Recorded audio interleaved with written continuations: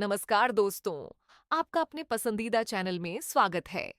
यहाँ आपको ऐसी मजेदार कहानियां मिलेंगी जिन्हें पढ़कर आप अपनी हंसी नहीं रोक पाएंगे। तो चलिए शुरू करते हैं आज की कहानी।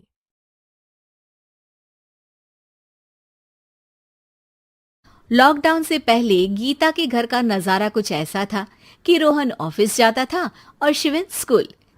जिनके घर से जाने के बाद गीता काम खत्म करके बाकी समय आराम करती थी। लेकिन लॉकडाउन के बाद ऑफिस और स्कूल घर में ही खुल गए और इससे गीता का हाल वो तो आपको देखने में ही मजा आएगा। शिवेन, ओ शिवेन, महाराज उठने के लिए क्या 21 तोपों की सलामी लेंगे? अरे बिस्तर से बाहर निकल, ऑनलाइन क्लास स्टार्ट होने वाली है। अरे तुम भी हद करती हो, स्पीकर की तरह चिल्लाने की क्या जरूरत है? दिख नहीं रहा मेरी कॉन्फ्रेंस चल रही है।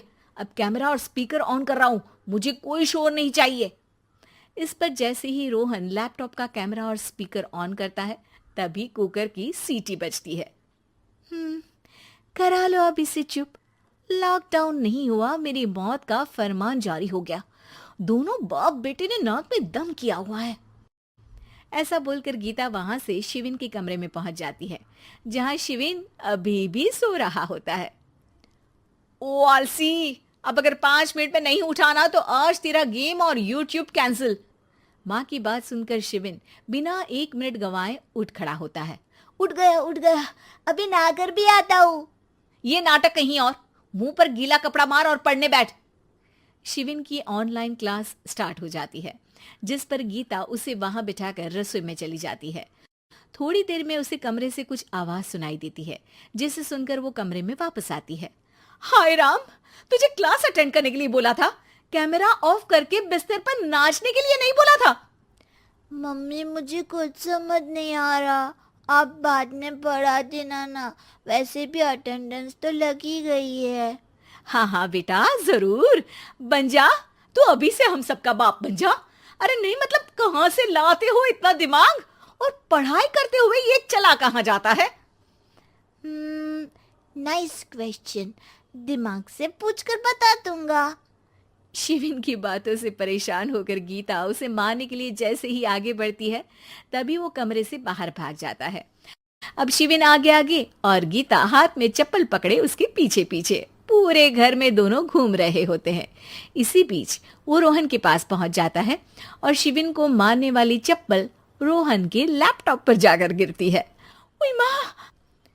मम्मी, अब पापा को चप्पल मार रही हो?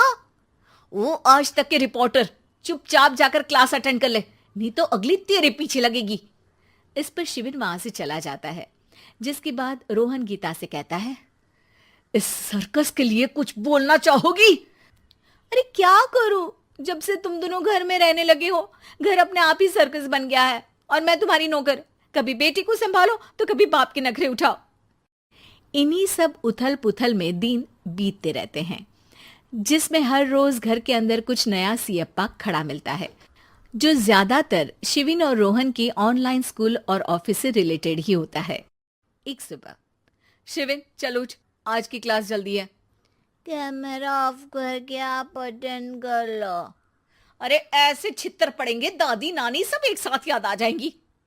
गीता की लाख मशक्कतों के बाद क्लास तो खत्म हो जाती है, लेकिन उसके बाद शिविन फोन इस्तेमाल करते हुए इंस्टाग्राम रील बनाने लगता है। रसोड़े में कौन था? तुम थी, मैं थी, कौन था? कौन था?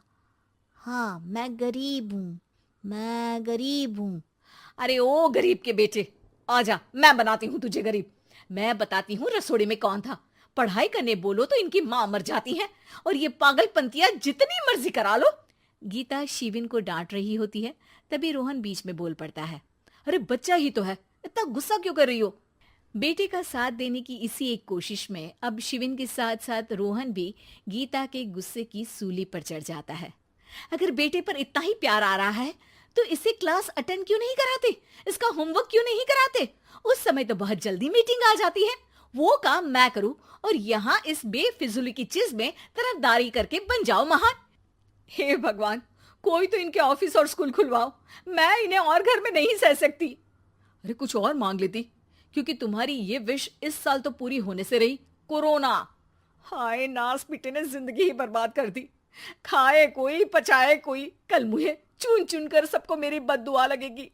उन्होंने दुनिया का और इन बाप बेटे दोनों ने मेरा जीना मुश्किल कर दिया।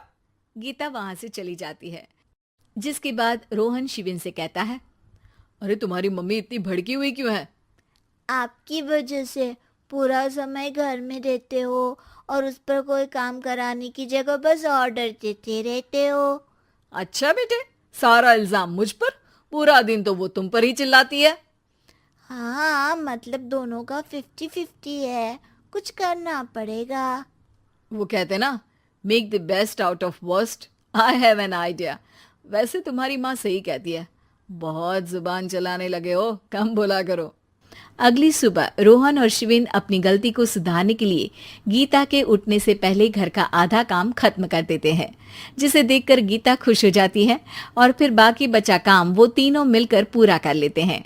जिसके बाद अब वो सब मिल बांट कर हर काम में एक दूसरे की मदद करते हुए लॉकडाउन का मजा लेने लगते हैं।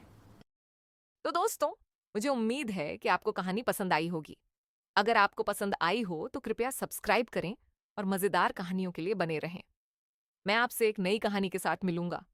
तब तक हंसते रहिए। अलविदा।